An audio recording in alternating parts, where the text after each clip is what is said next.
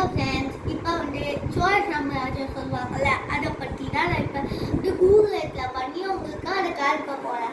நம்ம ஸ்டார்ட் பண்ணும்போது கங்கை கொண்ட சோழபுரத்துலேருந்து ஸ்டார்ட் பண்ணி தமிழ்நாடு, ஸ்ரீலங்கா, கேரளா, கர்நாடகா, ஆந்திர பிரதேஷ் அந்த மாதிரி அப்படியே கொஞ்சம் தெலுங்கானா அங்கெல்லாம் முடிச்சிருக்காங்க. அப்படியே சத்தீஸ்கர், ஒரிசா, ஜார்க்கண்ட், வெஸ்ட் பெங்கால் அப்படியே நம்ம கண்ட்ரியை விட்டு இந்தியாவை விட்டு வெளியே போனதுன்னு பார்த்தா Bangladesh, Myanmar, Thailand, Cambodia, Vietnam, Malaysia, Singapore, Indonesia இந்த மாதிரி நிறையா போயிருக்காங்க. அந்த 10th செஞ்சுரிக்கு முன்னாடி யாருமே இந்த மாதிரி கப்பலில் போனதில்லை. பிரிட்டிஷ் கூட 16th செஞ்சுரி அப்புறம் தான் கப்பலில் போயிருக்காங்க. அப்போ எவ்வளோ பவர்ஃபுல்லாக இருக்காங்க பாருங்க. இதுக்கு கேபிட்டலாக கங்கை கொண்ட சோழபுரத்தை வச்சுருந்தாங்க.